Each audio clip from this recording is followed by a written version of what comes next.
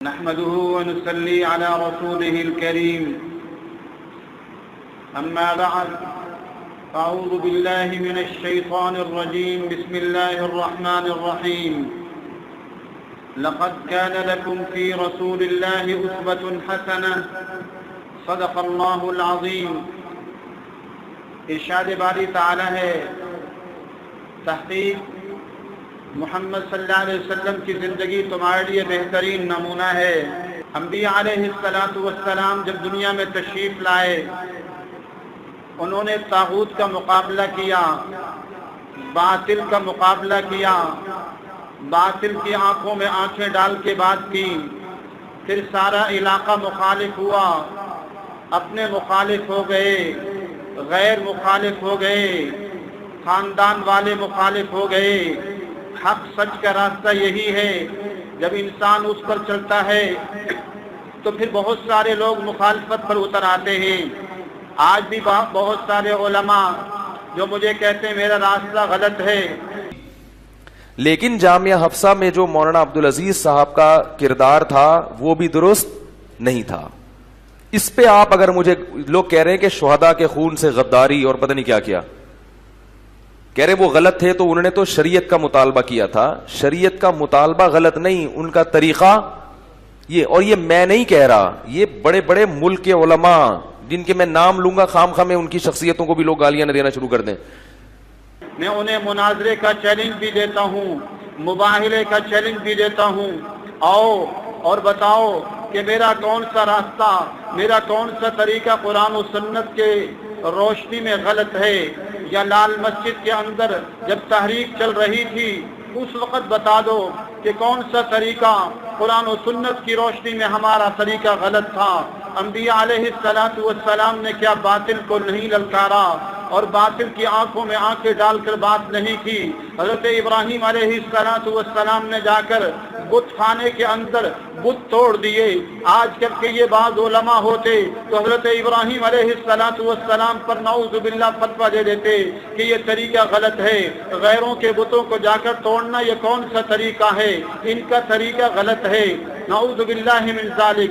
اس سے میں ان سے عرض کرتا ہوں جو ہمیں بعض اوقات کہتے ہیں کہ ہمارا طریقہ غلط ہے، آؤ مناظرہ کرنا ہے مناظرہ کر لو، مباہلہ کرنا ہے مباہلہ کر لو۔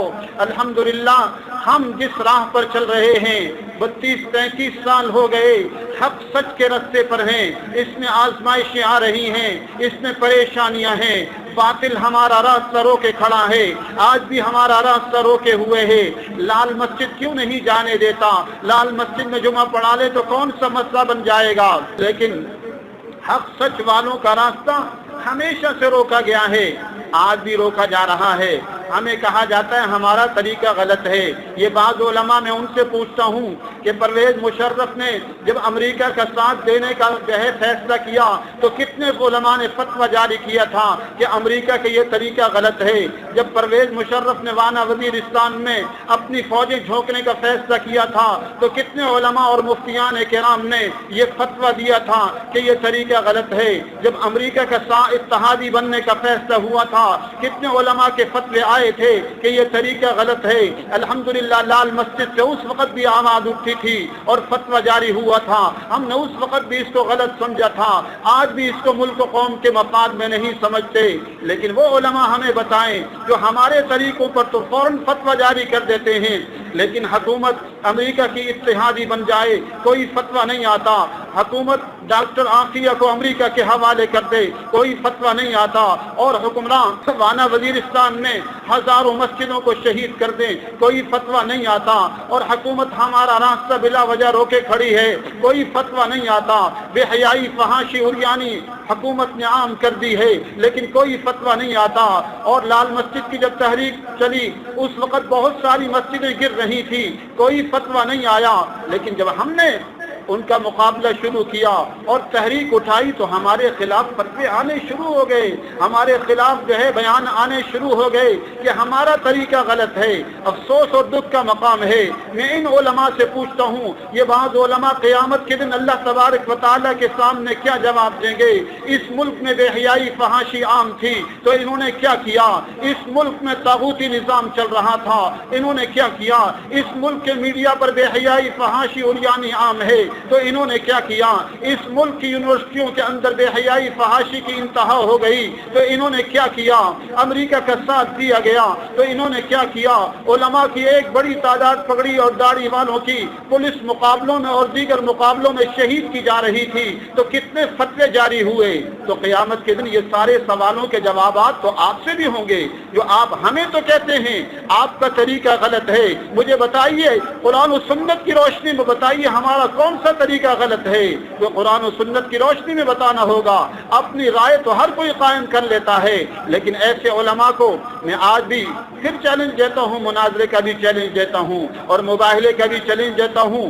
اگر جرأت ہے تو آؤ سامنے آ کر جو مقام رکھتے ہو وہ مقام رکھو اور آ کر بتاؤ قرآن و سنت کی روشنی میں باطل کو للکارنا اور غلط چیزوں کے خلاف کام کرنا اور اس کے لیے محنت اٹھانا اور منکرات کے خلاف کام کرنا، کیا قرآن و سنت کی روشنی میں ہمیں حکم ہے کہ نہیں؟ من رأى منکم منکرا فلیغیرہ بیدہ، آپ صلی اللہ علیہ وسلم نے فرمایا جو منکر کو دیکھتا ہے اسے چاہیے کہ وہ اپنے ہاتھ سے روکے۔ کوئی دیہات کے اندر ہے، کوئی گاؤں کے اندر ہے، کوئی ظالم ظلم کر رہا ہے تو وہاں کیا حکم ہے؟ کیا حکومت روکے گی؟ نہیں۔ آپ کی بیٹی کو، آپ کی بہن کو کوئی اٹھانا چاہتا ہے تو کیا حکم ہے کہ جی حکومت آئے گی وہ کرے گی، لے جانا ہے تو لے جا، ہم نے تو منع کر دیا۔ اس وقت تو تبلیغ والے بھائی بھی کہتے نہیں نہیں، ہماری بہن کو کوئی کیوں اٹھائے گا، ہماری بیٹی کو کیوں اٹھائے گا، ہم مر جائیں گے نہیں چھوڑیں گے۔ تو اس وقت تو ساروں کو جہاد یاد آ جاتا ہے، لیکن بے حیائی عام ہے، فحاشی عام ہے، عریانی عام ہے، بدکاری کے اڈے عام ہیں، بے حیائی کے اڈے عام ہیں۔ ملک کے اندر طاغوتی نظام چل رہا ہے، ملک کی عدالتوں میں 70 سال سے اسلامی نظام نہیں ہے، فیصلے انگریز کے نظام کے مطابق ہو رہے ہیں۔ کتنے فتوے آئے ہیں کہ ملک کا جو انگریز کا طاغوتی نظام ہے اس کے خلاف کتنے فتوے آئے ہیں؟ جمہوریت کے لیے اٹھنے والے کتنے لوگ ہیں کہ جی بعض علماء نے کہا تھا جی ووٹ دینا جو ہے ووٹ دے دینا چاہیے، ہاں اس کی حیثیت ایسے ہی ہے جیسے ایک انسان مر رہا ہو، اضطراری طور پر کہا جائے گا کہ وہ حرام کھا لے، حرام گوشت کھا لے، جان بچا لے، لیکن اس کا مقصد یہ تو قطعی نہیں ہے کہ حرام گوشت کو اپنا مقصود اور مطلوب بنا لے۔ جیسے آج ہم نے جمہوریت کو بنا لیا ہے، اسی کے لیے ساری تگودو ہے کہ اسلامی نظام کے یہ کوششیں ہیں۔ اسلامی نظام کا صرف نعرہ ہے، نعرہ تکبیر، اللہ اکبر، اسلامی نظام زندہ باد، باقی سارے طریقے غیروں کے، طاغوت کے، غیروں کے طریقے اپنائے ہوئے ہیں۔ کتنی کوششیں کی ہیں اسلامی نظام کے لیے، کتنی بار جیلوں میں گئے ہیں اسلامی نظام کے لیے، کتنے عقوبت خانے سجائے ہیں ان جمہوری علماء نے اسلامی نظام کے لیے، بتائیں تو صحیح نا۔ کتنی بار یہ عقوبت خانوں میں گئے ہیں اور کتنی بار انہوں نے جیلیں سہی ہیں اسلامی نظام کی خاطر، جمہوریت کی خاطر تو انہوں نے جمہوریت کی خاطر تو جیلیں سہی۔ قیامت کے دن اللہ تعالیٰ اگر پوچھ لے کہ اس ملک میں جو ہے اسلامی نظام نہیں تھا، کتنی بار جیلوں میں گئے، کتنی بار عقوبت خانوں کی زینت بنے، کتنے لوگوں نے آپ کے قربانی دی اسلامی نظام کی خاطر۔ محمد عربی صلی اللہ علیہ وسلم اور صحابہ کرام تو اللہ کی زمین پر اللہ کے نظام کے لیے قربانیاں دیں، تکلیفیں کاٹیں، عقوبت خانوں میں جو ہے وہ وقت گزاریں، شیب ابی طالب نے جو ہے وقت گزاریں، گرم ریتوں پر لٹائے جائیں اور آپ جو ہے وہ ان کو دو لفظ کیا جائے اور گرم ریت پر ان کو لٹایا جائے، انگاروں پر لٹایا جائے۔ ہم کہتے جی ہم مکی زندگی میں وقت گزار رہے ہیں، مکی زندگی، یہ نئی اصطلاح ہے۔ کیا آرام سے گھر میں رہو، راحت کی زندگی بسر کرو، تکلیفوں سے دور رہو، حکمت عملی کا نام دو، اور جی ہم مکی زندگی میں وقت گزار رہے ہیں. سنو سنو، مکی زندگی راحتوں کا نام نہیں ہے، مکی زندگی پریشانیوں کا نام ہے، مکی زندگی باطل کو للکارنے کا نام ہے. مکی زندگی میں جو ہے وہ صحابہ کو گرم ریت پر لٹایا جا رہا ہے، مکی زندگی میں صحابہ کرام کو انگاروں پر لٹایا جا رہا ہے، مکی زندگی میں شیب ابی طالب قائم ہوتا ہے، مکی زندگی میں ہجرت پر مجبور ہو جاتے ہیں، مکی زندگی میں آپ صلی اللہ علیہ وسلم پر اونٹ کی اوجڑی ڈالی جا رہی ہے، آپ صلی اللہ علیہ وسلم تکلیفیں برداشت کر رہے ہیں، آپ صلی اللہ علیہ وسلم کی بیٹیوں کو طلاقیں دی جا رہی ہیں، آپ صلی اللہ علیہ وسلم اور صحابہ کرام تکلیفیں کاٹ رہے ہیں. اس کا نام مکی زندگی ہے. مکی زندگی راحتوں اور سکون کے ساتھ رہنے کا نام نہیں ہے. ہم نے غلط معنی لے لیے ہیں.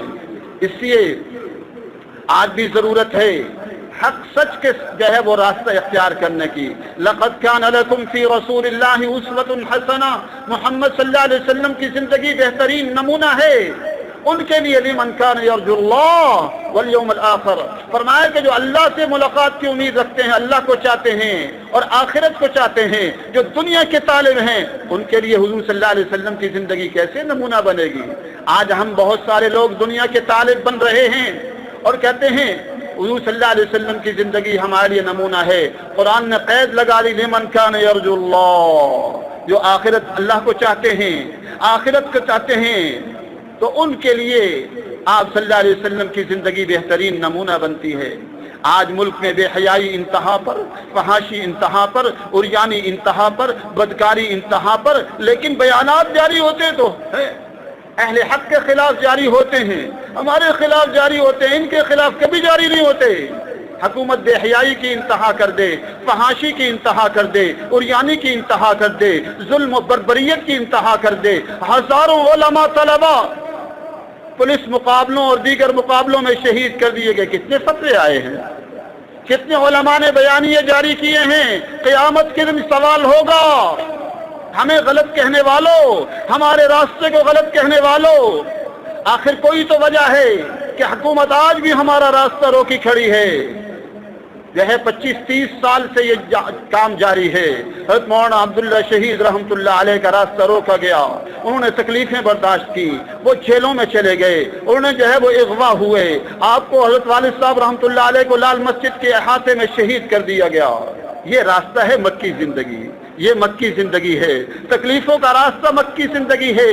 مکی زندگی کے اندر تکلیفیں ہیں، پریشانیاں ہیں، دکھ ہیں، آزمائشیں ہیں. یہ مکی زندگی ہے. تو اس لیے آؤ مکی زندگی کو اپناؤ، باطل کو للکارو، بے حیائی فحاشی عریانی کے خلاف کام کرو. ہر علاقے کے اندر بے حیائی فحاشی عریانی کے خلاف کام کرنے والے بن جاؤ، ظالم کو ظلم سے روکنے والے بن جاؤ. یہ مکی زندگی ہے، یہ مکی زندگی ہے. تو بہرحال ہم سب کو چاہیے حق سچ کا راستہ اختیار کرنے والے بن جائیں، اور حق سچ والے ہی کامیاب ہوا کرتے ہیں. اللہ تبارک و تعالی ہم سب کو اعمال صالحہ کی توفیق نصیب فرمائے. وآخر دعوانا الحمدللہ رب العالمین.